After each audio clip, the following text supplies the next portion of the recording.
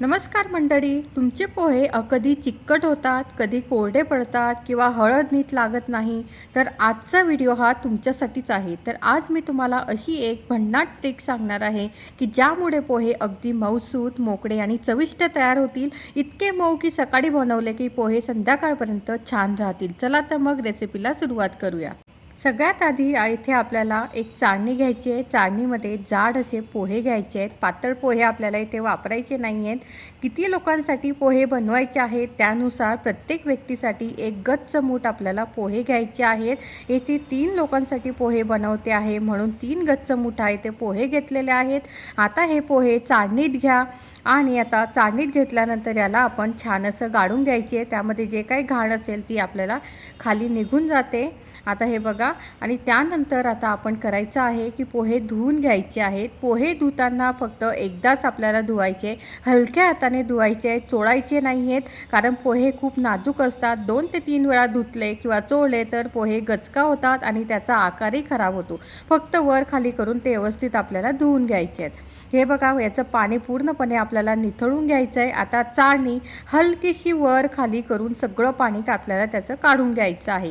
पोहे धुतल्यावर लगेच त्यांना हलवायचं नाही आहे. फक्त 1 ते 2 मिनटं आपल्याला तसंच राहू द्यायचं आहे. त्यामुळे काय होतं, पोहे आपले योग्य प्रमाणात असे भिजले जातात. पोहे जास्त भिजायला नको म्हणून पाणी त्यात राहू देऊ नका, नाहीतर ते गचका होतात. हे बघा, यातलं सर्व पाणी आता आपण काढून घेतलेलं आहे. आता यामध्ये 1 ते 2 मिनटानंतर बघा, पोहे आपल्याला हलकंसं त्याला मोकळे करून घ्यायचे आहेत. 2 मिनटानंतर करायचं आहे. मीठ आणि साखर आता यामध्ये आपल्याला घालून घ्यायचं आहे. 1 चमचा साखर आता आपण यामध्ये घालत आहोत आणि मीठ चवीनुसार. मीठ घातल्यानंतर आपल्याला अगदी हलक्या हाताने याला मिसळून घ्यायचं आहे. ही ट्रिक खूप महत्त्वाची आहे. बऱ्याच जणी काय करतात, मीठ आणि साखर घालतात पण पोहे भिजल्यावर लगेचच ते घालायची आहे आपल्याला. जास्त वेळ वाया न घालवता काय होतं, पोहे मोकळे राहतात, गुठळ्या होत नाही, पोहे जास्त वेळ मऊ राहतात.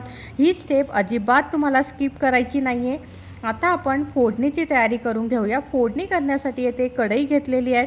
कढईमध्ये मी येथे 2 चमचे तेल गरम करून घ्यायचं आहे. हे बघा, येथे तेल गरम झालेलं आहे. तेल गरम, आता बऱ्याच जणांना असाही गैरसमज होतो की तेल जास्त घातलं की पोहे छान होतात. हा तुमचा गैरसमज आहे.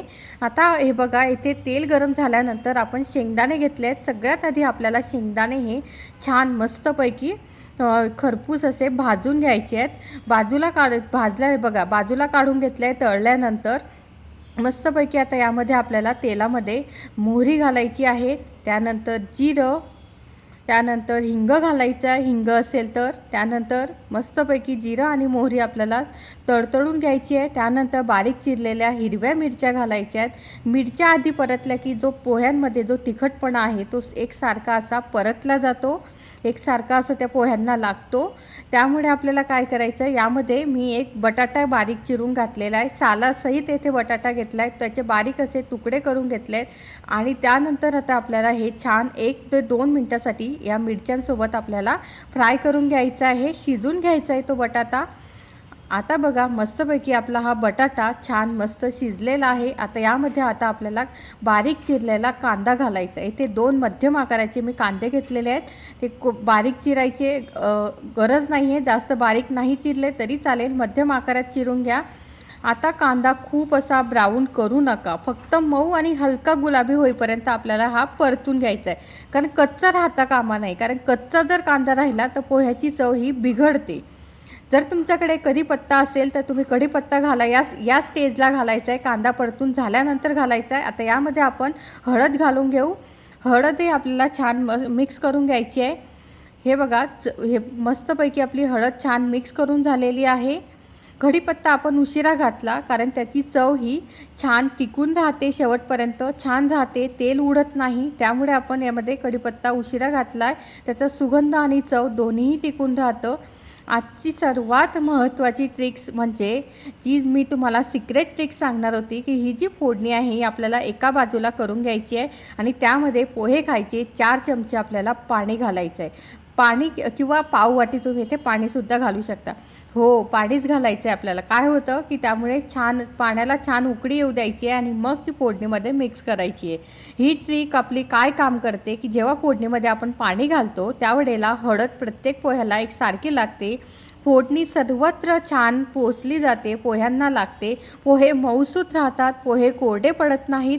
खरं सांगू का, हीच ट्रिक आहे जी बहुतेक लोकांना माहीत नसते. आता यामध्ये आपण मोकळे केलेले जे पोहे आहेत ती आता घालून घ्यायचे आहेत. उकळी आली की गॅस अगदी लो फ्लेमवर आपल्याला करायचा आहे. आता मोकळे करून घेतलेले पोहे हलक्या हाताने आपल्याला यामध्ये घालायचं आहे. खूप वेळ परतू नका. हाय फ्लेमवर जर तुम्ही पोहे परतले तर काय होतं, पोहे हे कोरडे पडण्याची दाट शक्यता असते. त्यामुळे आपल्याला गॅसची फ्लेम ही कमी ठेवायची आहे. आता यामध्ये सगळ्यात शेवटी आपण घालत आहोत लिंबाचा रस. जर कोथिंबीर असेल तर भरपूर अशी कोथिंबीरसुद्धा तुम्ही घालून घ्यायची आहे. आता येथे वाफ देण्याची एक ट्रिक्स आहे की झाकण ठेवून आता आपल्याला 2 ते 4 मिनटासाठी याला वाफ द्यायची आहे. ही वाफ खूप महत्त्वाची आहे. यामुळे पोहे मऊ राहतात, एकजीव असे होतात, त्याची चव छान होते, पोह्यांचा प्रत्येक दाणा हा छान फुलतो. त्यामुळे आता आपण येथे मस्तपैकी आपले पोहे तयार झालेले आहेत. तुम्ही बघू शकाल किती सुंदर असे आपले पोहे दिसतात. एक एक दाणा मोकळा आहे, मऊसूत पोहे झालेले आहेत. आता आपण हे पोहे सर्व करून घेऊया एका प्लेटमध्ये. हे बघा मस्तपैकी पोहे असे छान मस्त दिसतात ते. आता यावरती आपण तळलेले शेंगदाणे घालायचे आहेत. ओलं खोबरं असेल तर ते खिसून घ्यायचं आहे आणि ओलं खोबरं यावरती घाला. कोथिंबीर घालायची भरपूर अशी. आता माझ्याकडे इथे कोथिंबीर नव्हती. आता इथे बारीक शेवसुद्धा असेल तर ते सुद्धा तुम्ही घालू शकतात. शेंगदाणे शेवटी घातल्यामुळे काय होतं, त्याचा जो कुरकुरीतपणा आहे तो टिकून राहतो, म्हणून आपण सगळ्यात शेवटी येथे शेंगदाणे घातलेले आहेत. हे बघा मस्तपैकी आपले पोहे एक एक दाणा मोकळा, कुठेही गुठळ्या नाही आहेत. हळद एकसारखी लागलेली आहे. पोहे अगदी मऊसूत झालेले आहेत. तुम्हीसुद्धा ही पाण्याची ट्रिक नक्की ट्राय करून बघा आणि मला कमेंट्समध्ये सांगा की पोहे कसे झालेत. व्हिडिओ आवडला असेल तर लाईक, शेअर, मित्रमैत्रिणींना शेअर करा आणि चॅनलला सबस्क्राईब करायला विसरू नका. पुन्हा भेटूया अशा उपयुक्त स्वादिष्ट रेसिपीसोबत. तोपर्यंत स्वस्त रहा, मस्त खा, खात रहा. धन्यवाद.